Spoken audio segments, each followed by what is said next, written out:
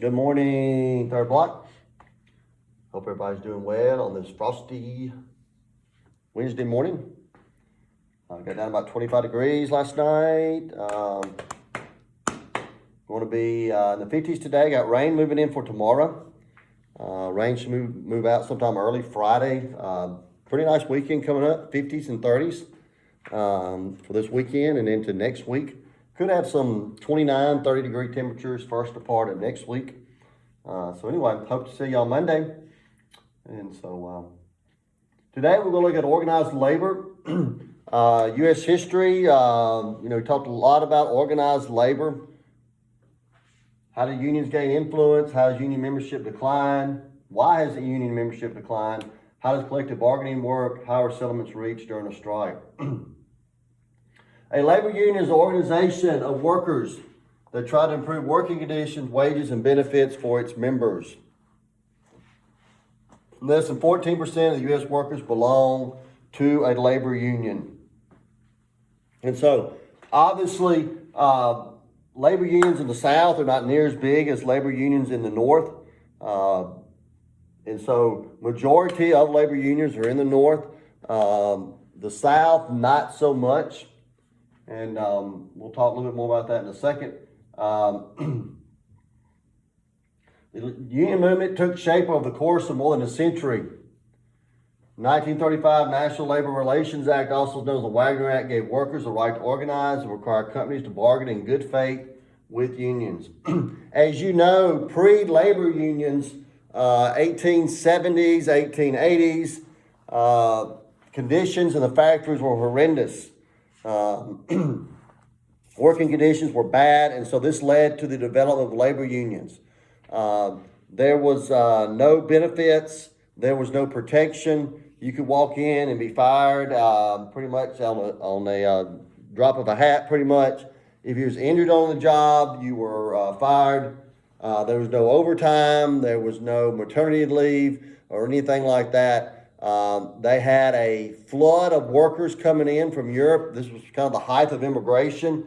So they had a lot of workers to choose from. And when you have a large workers pool to choose from, obviously wages are going to be very low. And on top of all the dangerous conditions, no benefits, wages were very low.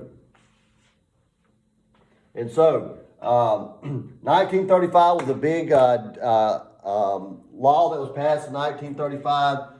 It gave the right to organize and require companies to have to bargain with them. So basically, this was under Franklin Roosevelt's New Deal. This was part of the New Deal to protect workers and give them better working conditions. All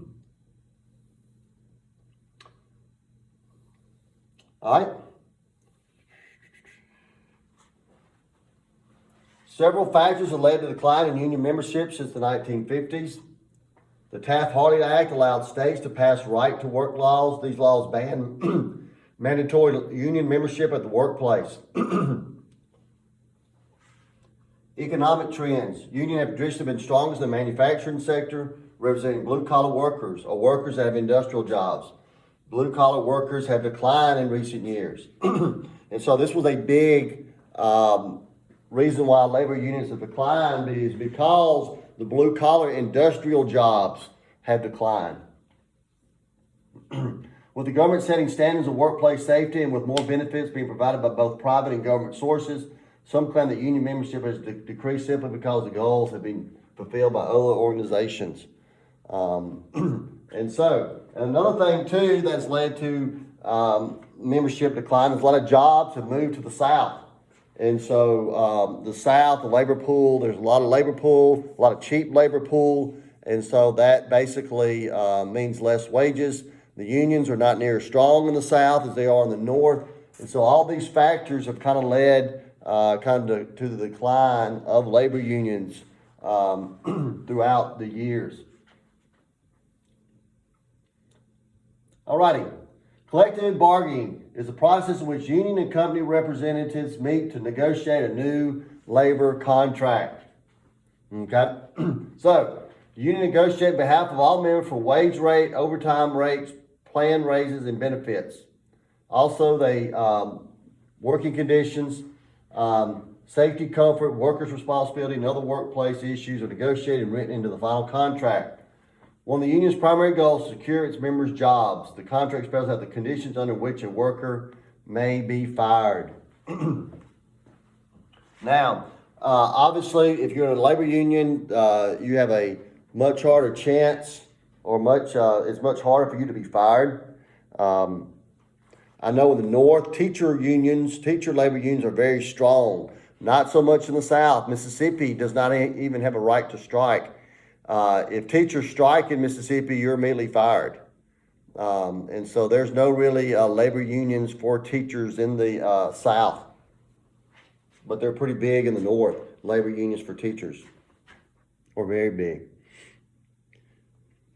Alrighty.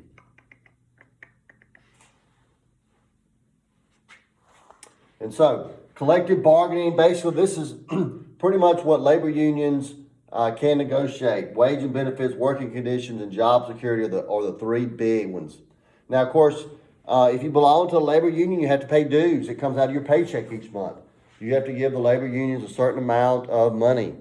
And before a labor union can come into a factory, it has to be voted on the workers.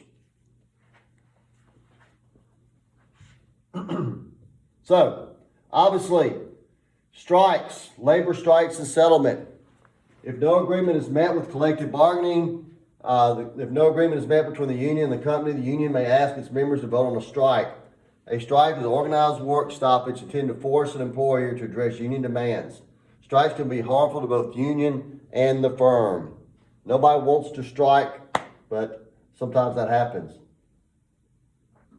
To avoid the economic losses of a strike, a third party is sometimes called in to settle disputes. Mediation is a settlement technique in which a neutral mediator meets with each side to try and find an acceptable solution that both sides will accept. So, mediation. And then you go to arbitration if that fails. If mediation fails, talks may go to arbiter or arbitration, a settlement technique in which a third party reviews the case and imposes a decision that is legally binding for both sides. So if a strike and mediation doesn't work, you go to arbitration. So, in arbitration, if you have a dispute, let's say you have a dispute between Greg and Tyler, okay? There's a big dispute between them. They come to me and they say, Coach Norman, we want you to make this decision. We want you to decide who's right and who's wrong in this decision. And whatever you decide, we will accept. Okay? And so I hear both cases, and then I make my decision. And whatever I decide, they have to accept it, whether it's for them or whether it's against them. So,